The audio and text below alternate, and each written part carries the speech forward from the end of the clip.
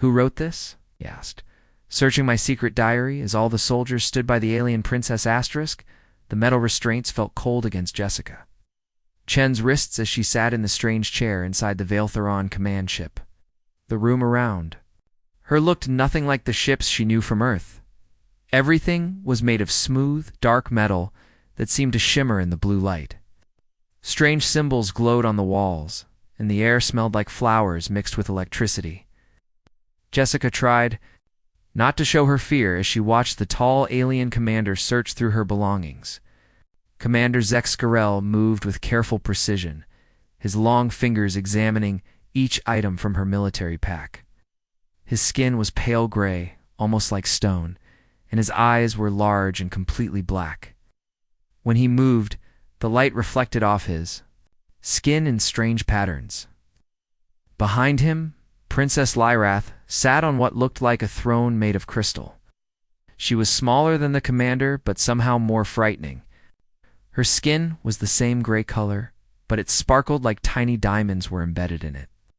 She wore a flowing robe that changed colors as she moved. Her face showed no emotion as she watched the search, but Jessica could feel the princess studying her with those dark, endless eyes. 6 Vailtheron soldiers stood around the room, each one holding a weapon that hummed with energy. They were all tall and thin, much taller than any human Jessica had ever seen. Their armor was made of the same, shimmering metal as the walls, and it seemed to move and adjust itself as they breathed. Jessica remembered how she had ended up here. 3 days ago, she had been part of a rescue team trying to save human colonists from the planet Kepler-7. The Vailtherons had taken the colonists prisoner. An Earth command had sent Jessica's unit to bring them home. But the mission had gone wrong. Very wrong. The Vailtheron ships had been waiting for them. It was like they knew the humans were coming. Jessica's squad had fought bravely, but they were outnumbered and outgunned. She had watched her friends fall one by one until she was the only one left. Even now, sitting in this strange room, she could hear the sound of laser fire and the screams of her fellow soldiers. Commander Zexcarel held up her combat knife, examining the blade with interest. Then he picked up her water bottle, her emergency, rations, and her first aid kit. Each item seemed to puzzle him in some way. He would hold something up to the light, turn it around, and sometimes make notes on a device that appeared in his hand when he touched his wrist. Primitive technology, he said to the princess, his voice making strange clicking sounds that the translator device on his collar turned into English, but effective in its simplicity. Princess Lyrath nodded but said nothing. Her eyes never left Jessica's face. Jessica tried to stay calm, but her heart was beating fast. She knew they were looking for information about Earth's military. They wanted to know about human weapons, human tactics, human weaknesses. She had been trained for this situation, taught to resist interrogation and protect classified information. But as she watched the commander search through her personal things, she felt more vulnerable than she had expected. The commander pulled out her spare socks and examined them with the same serious attention he had given her weapons. He held up her toothbrush like it was some kind of strange artifact. Jessica almost smiled, despite her fear. These aliens were so advanced they could travel between stars, but they were confused by a simple toothbrush. Then Commander Zexcarel reached deeper into her pack, into the small pocket she had hoped he would not find. His gray fingers closed around something, and Jessica's heart sank. When he pulled his hand out, he was holding her diary. It was just a small leather book, worn and faded from years of use. The cover was scratched and stained, and some of the pages were coming loose. Jessica had carried it with her everywhere for the past 5 years, writing in it whenever she had quiet moments. It contained her thoughts, her fears, her dreams, and her memories of home. The commander opened the diary and began to read. At first, his expression did not change. But as his eyes moved across the pages, Jessica saw something she had not expected. To see in an alien face, confusion, then surprise, then something that looked almost like shock. He flipped through more pages, reading faster now. His large black eyes grew wider, and the strange patterns on his skin began to change color, shifting from gray to a pale blue. The other soldiers noticed the change and moved closer, trying to see what had caught their commander's attention. Princess Lyrith leaned forward on her crystal throne, her sparkling face showing the first emotion Jessica had seen from her: curiosity. Commander Zex Corell stopped reading and looked up at Jessica. For a long moment they stared at each other across the strange room. The humming of the soldiers' weapons seemed louder in the silence. The princess waited, her head tilted slightly to one side. Finally, the commander spoke. His voice was different, now less cold and official. There was something in it that sounded almost ... confused. Maybe even afraid. "Who wrote this?" he asked, holding up the diary. The translator made his words sound strange, crackling with some emotion the device could not properly translate. Jessica looked at the diary in his hands, then back at his face. "I did," she said simply. The commander's skin patterns shifted.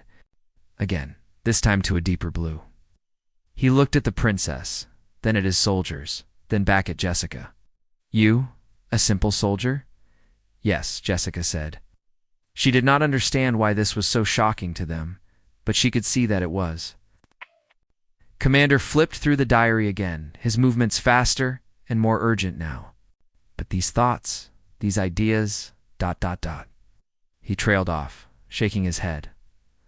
"Only our highest philosophers write such things. Only our greatest artists think such thoughts." Jessica felt confused. "What thoughts?" Instead of answering, Commander Zex Corell began to read aloud from her diary. His voice filled the room as the translator turned her written words into the strange, clicking language of the Vale Thorns, then back into English for her to hear. The words he read were hers, but hearing them spoken in this place, by this alien, made them sound different, important, dangerous. And as he read, Jessica began to understand that her simple diary might be the most powerful weapon she had ever carried. Commander Zex Corell held Jessica's diary with both hands, as if it were something precious and dangerous at the same time. The blue patterns on his skin continued to shift and change as he flipped through the worn pages.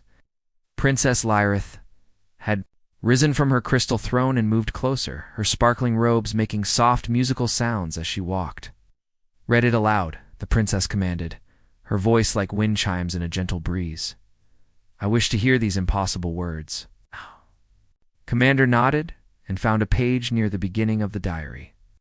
He cleared his throat, making a sound like stones grinding together, and began to read Jessica's words in his strange clicking language.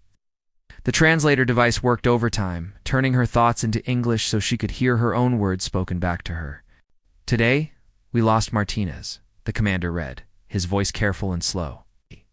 "He was 19 years old and wanted to be a teacher when he got home. He carried pictures of his little sister in his helmet and talked about her every day. When the plasma blast hit him, his last words were, 'Tell Rosa, I love her. I keep thinking about how teachers shape young minds. How Martinez would have touched so many lives. Now those children will never know his kindness, his patience, his terrible jokes about math problems. War does not just take soldiers. It takes all the futures they would have created." The commander stopped reading and looked up at Jessica. With wide black eyes, round the room, the 6 soldiers had moved closer, their weapons forgotten. Even Princess Lyrith looked stunned, her diamond-like skin flickering with colors Jessica had not seen before. "This soldier Martinez, the commander," said slowly. "He was your subordinate?" "My friend," Jessica corrected. "We were the same rank, but you write about him like a philosopher would," Princess Lyrith said, her voice filled with confusion. "You speak of futures and possibilities, of the ripple effects of one life lost.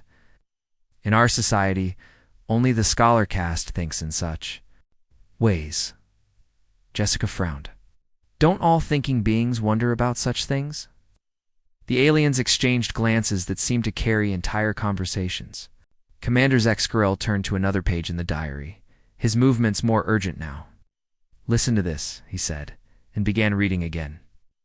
"The sunset on Proxima Station reminded me of autumn on Earth, the way the red light filtered through. The atmosphere made me think of maple leaves falling in my grandmother's backyard. She used to say that every leaf that fell carried a story, and that winter was just the time when the trees rested before telling new stories in spring. Looking at alien sunsets, I realized that beauty is the same everywhere in the universe. Is the way light touches darkness and creates something that makes hearts feel full. Princess Lyrath made a sound like singing, high and sweet. Poetry, she whispered. This simple soldier writes poetry. Was just thinking about home, Jessica said, not understanding why this was so shocking to them. Commander Zexcarel flipped through more pages, his excitement growing. Here, he said, she writes about our people. Began reading another passage. The Vale Thrans are proud and elegant, a technology beyond anything we have on Earth. But watching them move, I see something familiar. They stand very straight, never touching each other, always keeping perfect distance. It reminds me of my uncle, after he came back from the war. He was always afraid of being too close to people, afraid he might hurt them, or they might hurt him. I wonder if the Valethrans are afraid too, under all that advanced civilization. Maybe that is why they took our colonists. Maybe they are lonely and do not know how to ask for friendship. The silence in the room was complete. Even the humming of the energy weapons had stopped. Princess Lyrath stared at Jessica with an expression that was impossible to read. The soldiers looked at each other, then at their princess, then at Jessica. How did you see this? Princess Lyrath asked, her voice barely above a whisper. How did a warrior see what our own people cannot see? Jessica felt uncomfortable under all their staring eyes. I just watch people. Everyone has feelings, even if they try to hide them. Commander Zexcarel was turning pages faster now, reading silently. His skin patterns were changing rapidly, cycling through blues and purples and colors Jessica had no names for. She writes about the meaning of courage, he said to the princess. About the difference between being fearless and being afraid, but acting anyway. She analyzes battle tactics, not just for their effectiveness, but for their moral implications. Let me hear, Princess Lyrath H demanded. The commander found the passage and read. True courage is not the absence of fear. True courage is when your hands shake and your heart pounds, but you still step forward because someone needs you to. Captain Williams was the bravest person I knew, not because he was never scared, but because he was terrified every single day, and still led us into danger to protect innocent people. Fear means you understand the cost. Courage means you pay it anyway. Princess Lyrath closed her eyes and stood perfectly still for a long moment. When she opened them again, they seemed different somehow, softer. In our society, she said, slowly, warriors fight. Scholars think. Artists create. Philosophers question. Each caste has its role, its purpose, its boundaries. We are born into our place, and we stay there until we die. She gestured at the diary in the commander's hands. But this human does all of these things. She fights and thinks and creates and questions, all in the same mind, all in the same heart. Commander Zexcarel nodded, his skin patterns now a steady deep purple. She writes battle reports that read like stories. She analyzes our psychology like a scholar. She finds beauty in the middle of war like an artist. She questions the meaning of conflict like a philosopher. But I am just a soldier, Jessica said, still confused by their amazement. No, Princess Lyrath said, moving even closer to Jessica's chair. You are something we did not believe existed. You are a complete being. The princess turned to the Commander, continue reading. I want to hear more of these impossible writings. And so Commander Zexcarel continued to read from Jessica's diary. Each passage bringing new surprises, new impossibilities that challenged everything the Valethrans thought they knew about intelligence, creativity, and the nature of consciousness itself. Jessica sat in her restraints, watching these advanced aliens discover that humanity's greatest strength was not their technology or their weapons, but something much simpler and more powerful, the ability to be fully, completely, wonderfully human. Princess Lyrath did something that shocked everyone in the room, including herself. She stepped away from her crystal throne and walked directly to Jessica's chair. In Valethran society, royalty never spoke directly to prisoners. There were protocols, procedures, proper chains of command. But as she looked down at the human soldier, all of those rules seemed suddenly meaningless. "Tell me," the princess said, her voice soft but intense. "Are all human soldiers like you?" The commander. Zex Carroll made a sharp clicking sound of disapproval. "Your Highness, protocol demands that protocol can wait." Princess Lyrith interrupted, never taking her eyes off Jessica. "I am asking this human a question." Jessica looked up at the princess, still confused by all the attention her diary was receiving. "Like me, how do they all think such deep thoughts? They all write poetry and philosophy while they fight wars?" Jessica considered the question carefully. She thought about her unit, about the friends she had lost, about the people she had served with over the years. Well, Martinez wanted to be a teacher. Thompson wrote songs on his guitar during quiet moments. Captain Williams read ancient history books and always quoted old generals. Sergeant Kim painted landscapes whenever we were stationed somewhere beautiful. The princess knelt down beside Jessica's chair, bringing herself to eye level with the human. This action caused several of the soldiers to gasp. Voltharan royalty never lowered themselves physically to anyone. "But they were warriors," Princess Lyrat H said. "How could they be warriors and artists and thinkers all at once?" "'Cause they were people," Jessica said simply. "People are complicated. We do not fit into just one box." Commander Zex Carell moved closer, still holding the diary. "In our society, if you are born to the warrior caste, you fight. That is all. Your mind is trained for combat. Your body is built for strength. You do not write poetry or think about philosophy. Those are for other castes." "But what if a warrior wants to write poetry?" Jessica asked. The commander's skin pattern shifted to a pale green color. "That would be forbidden, impossible. Warriors do not have the mental capacity for such things." Jessica stared at him. "That is the most ridiculous thing I have ever heard." The room fell silent.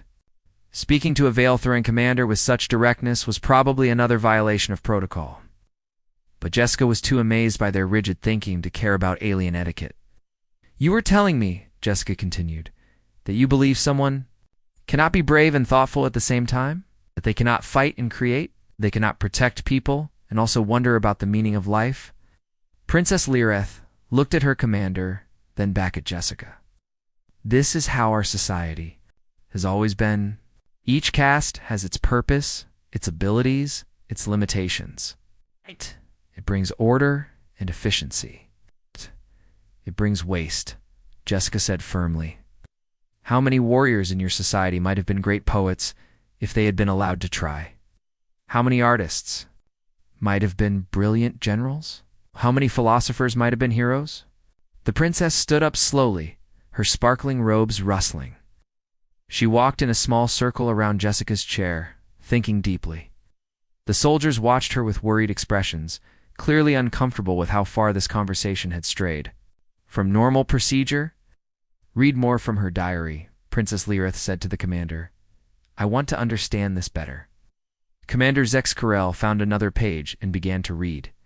"Today I helped evacuate civilians from the bombing on Europa. Station, there was an old man who refused to leave because he did not want to abandon his garden. He had spent 40 years growing earth flowers in the artificial soil, creating something beautiful in the darkness of space. I understood his pain. Sometimes the things we create are more important than our own safety. So I helped him dig up his roses and pack them carefully in emergency containers. He cried when we got them onto the transport ship. Later I realized that saving his flowers was just as important as saving his life. Without beauty, without the things that make us feel human, what are we really fighting to protect?" Princess Lyrith made that singing sound again, but this time it was sad and beautiful. "She saved flowers," the princess whispered. "A warrior saved flowers because she understood their meaning. My grandmother always said that soldiers fight so that gardens can grow in peace," Jessica said. Oh. "There is no point in winning a war if you lose everything that makes life worth living." One of the soldiers, who had been silent until now, stepped forward. His armor was marked with symbols that Jessica guessed meant he was lower in rank. "Your Highness," he said nervously, "may I ask the human something?" Princess Lyrith nodded. seeming too lost in thought to worry about more protocol violations. The soldier looked at Jessica with curiosity in his dark eyes. "Do human warriors ever feel afraid? All the time?" Jessica said honestly. "I was terrified during our last mission. My hands were shaking so hard I could barely hold my weapon. But you fought anyway?" "Yes." "How?"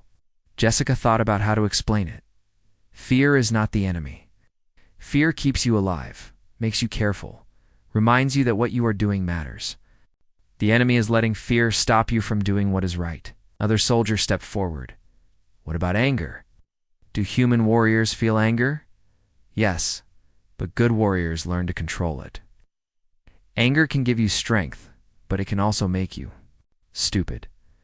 The best fighters are the ones who can be furious about injustice, but still think clearly about how to fix it." Commander Zexcarel was looking through the diary again, his expression growing more troubled. "She writes about grief," he said to the princess. "It's about missing her dead friends. In our military, we are taught to suppress such emotions. They interfere with efficiency. How can you not grieve for your friends?" Jessica asked. "If you do not mourn the dead, how do you remember why their lives mattered? If you do not feel sadness when good people die, how do you stay motivated to protect the living?" Princess Lyrith sat down on the floor beside Jessica's chair, completely abandoning all royal dignity. "We are taught that emotions make us weak," she said quietly. "Emotions make you strong," Jessica replied. "Love makes you fight harder to protect people. Grief teaches you the value of life. Fear keeps you alive. Joy reminds you what you are fighting for. The trick is not to eliminate emotions, but to use them wisely." The princess looked up at Jessica with something that might have been wonder. "Teach me," she said. And in that moment, Jessica realized that her simple diary had started something that could change to entire civilizations. Princess Lyrith sat on the floor beside Jessica's chair, her royal robes spread around her like a shimmering pool. The sight of their princess sitting on the ground had clearly shocked the soldiers, but none of them dared to speak. "Commander?" Zexcarel stood frozen, the diary still in his hands. His skin pattern cycling through colors that Jessica was beginning to recognize as confusion and uncertainty. "Me," the princess had said, and now she waited with the patient attention of someone truly ready to learn. Jessica looked around the room at all the alien faces watching her. She had expected to be interrogated, maybe tortured, possibly executed. She had never expected to become a teacher. But as she looked at Princess Lyrith's eager expression, she realized that this might be the most important lesson she would ever give. "Where I come from," Jessica began slowly, "we have a saying, the whole person. It means that everyone has many sides to their personality. A doctor can also be a musician. A farmer can also be a poet. A soldier can also be an artist. But how do they find time for all these things?" asked one of the soldiers, the young one who had asked about fear earlier. "How do they master so many skills?" "They do not need to master everything," Jessica explained. "They just need to explore what interests them. My friend Thompson was not a professional musician, but he wrote songs because it made him happy. Captain Williams was not a historian, but he read about old battles because it helped him understand strategy. We do these things because they feed our souls." Princess Lyrat tilted her head. "Feed your souls?" "Make us feel more alive, more complete," Jessica said. "Humans believe that if you only use one part of your mind, the other parts get hungry. They need attention too." Commander Zexcarel found another page in the diary and read silently for a moment.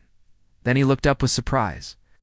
"She writes about us again," he said to the princess. "But this time, it is different." "Read it," Princess Lyrith commanded. The commander began to read. "I have been a prisoner on the Veiltherin ship for 2 days now. First I thought they were cold and emotionless. But today, I watch the young guard who brings my food. When he thinks no one is looking, he stares out the window at the stars with the same expression my little brother had when he watched fireworks. I think this guard is not just a warrior. I think he is also a dreamer. Wonder what he dreams. About when he looks at those stars? I wonder if anyone has ever asked him." The young soldier who had asked about fear made a soft gasping sound. His skin patterns flushed a deep purple, and he looked down at his feet. That is about me," he whispered. Jessica looked at him with gentle eyes. About when you look at the stars? The soldier glanced nervously at his commander, then at the princess. Princess Lyroth nodded encouragingly. I dream about flying, the soldier said quietly. Not in ships, but with my own wings, like the ancient stories say our people once could do. I dream about dancing through space, touching comets, racing with meteors. He paused, then added even more quietly. I write songs about it sometimes, but I have never sung them for anyone. Princess Lyroth stared at the soldier in amazement. You write songs, Kofthor? The soldier nodded miserably. I know it is forbidden. Warriors are not supposed to sing one, Princess Lyroth interrupted. Everyone in the room turned to stare at her. Commander Zexkarel made a choking sound. Your Highness, the commander said carefully. Perhaps we should sing one, the princess repeated firmly. I command it. Soldier Kofthor looked terrified, but he could not disobey a direct order from royalty.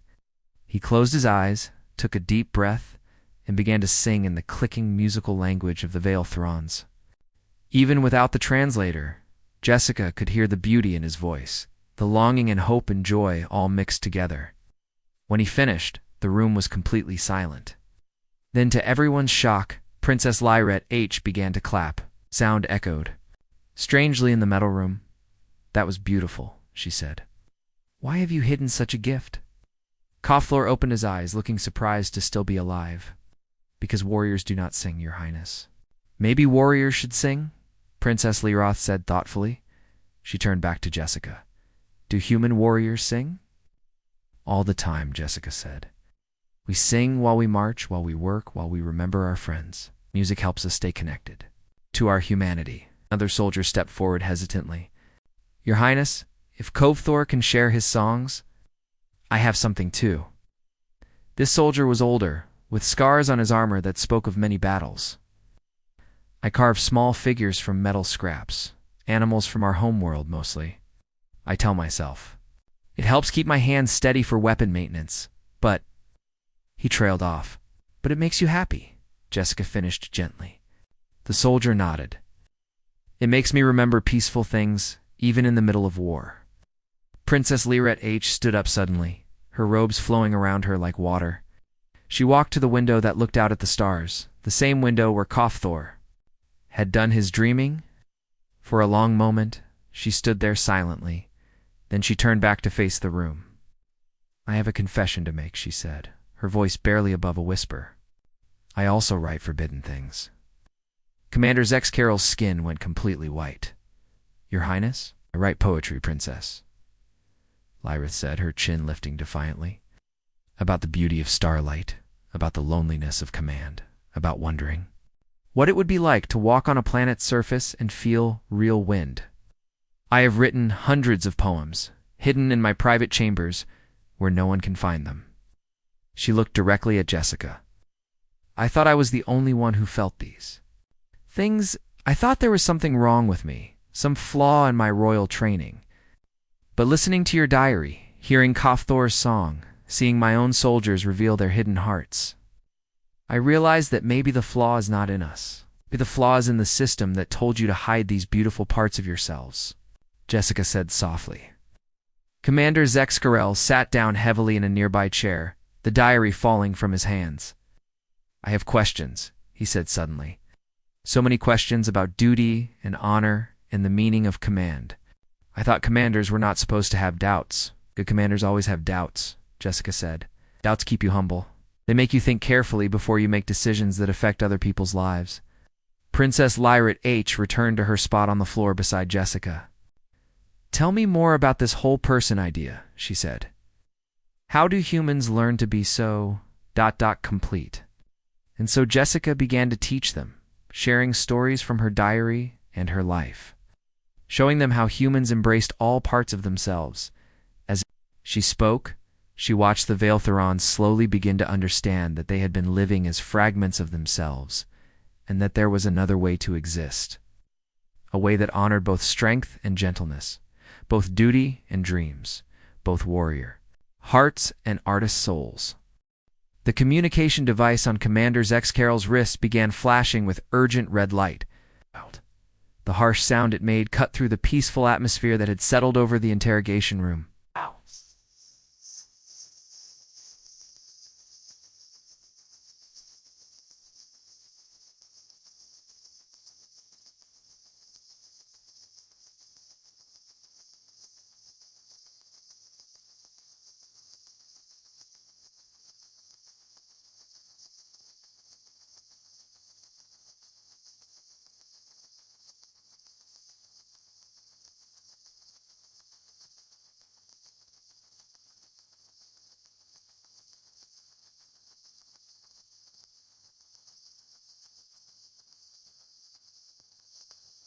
I will be with Prima and Vine say me I sepser I say send one said I press I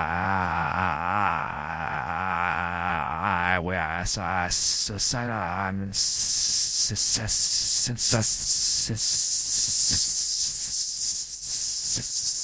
The commander activated the device. The image of Emperor Thanvox appeared in the air above the device, his massive form crackling with holographic energy. His skin was darker than the others, almost black, and covered with golden patterns that marked his supreme rank. His eyes were like burning coals as he surveyed the room. Commander Zexcarel, the Emperor's voice boomed through the translator. You are ordered to extract military intelligence from the human prisoner. Why have you taken so long with a simple interrogation? Commander Zexcarel's skin went pale gray with fear. No. He glanced at Princess Lyra H., who was still sitting on the floor beside Jessica's chair, then back at the Emperor's image. Your Imperial Majesty, the commander began carefully, we have discovered something unexpected about human consciousness that may be of great value to our understanding of. I do not care about consciousness, Emperor Thane, Vox interrupted, his golden patterns flashing angrily. I care about military secrets. How many ships do the humans have? What are their weapon capabilities? Where are their hidden bases? Princess Lyra H. stood slowly, her robes rustling. Jessica could see her gathering courage like a soldier preparing for battle. Father, the princess said, you should hear what we have learned. It's human silence, the Emperor commanded. I have made a decision. The human prisoner will be executed in 1 hour, along with all the colonists we captured. This war has gone on long enough. It is time to show the humans the price of defying the Veil-Thurin Empire. Jessica felt her heart sink. She had known this moment would come, but she had started to hope that maybe, somehow, things would end differently around the room. She saw the faces of the soldiers who had shared their secret dreams and hidden talents. They all looked stricken. Princess Lyra H. stepped forward, her spine straight and her chin raised. No, father. The silence that followed was so complete that Jessica could hear the humming of the ship's engines far below them. Emperor Thanvox's holographic image flickered, as if the transmission had been interrupted by shock. What did you say? The Emperor asked, his voice dangerously quiet. I said no, Princess Lyra H. repeated, her voice growing stronger. I invoke royal protection over this human and all the human colonists. They are under my personal protection and cannot be harmed. Emperor Thanvox's golden patterns blazed brighter. You cannot invoke royal protection over enemy prisoners. It is not permitted. I invoke it based on their profound cultural and philosophical value to our society, Princess Lyrith said firmly. This human has knowledge that could transform our entire civilization. What knowledge could a simple soldier possibly possess? Princess Lyra H. picked up Jessica's diary from where Commander Zexcarel had dropped it. The knowledge of how to be complete, Father. The knowledge of how to use our whole minds, our whole hearts, our whole souls.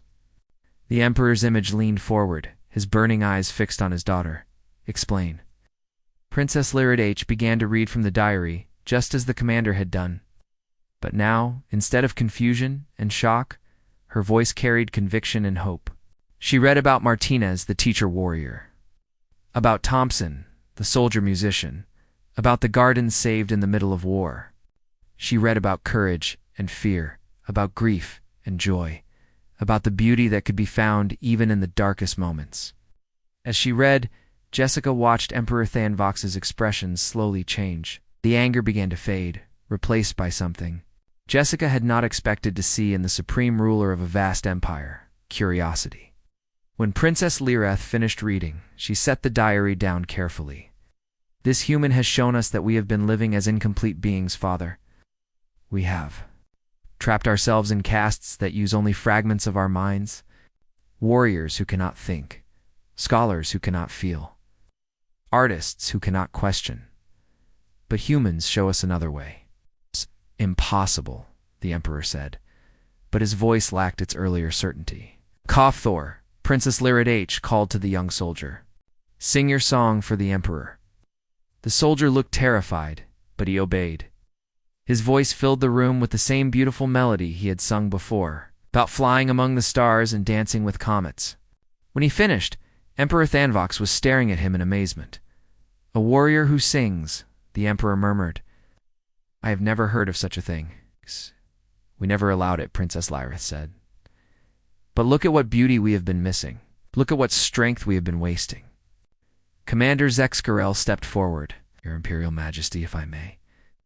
This human has questions about leadership and command that I have never heard from any military academy. Her thoughts on strategy consider not just victory, but the moral cost of our actions. She fights not just to win, but to protect what is worth preserving.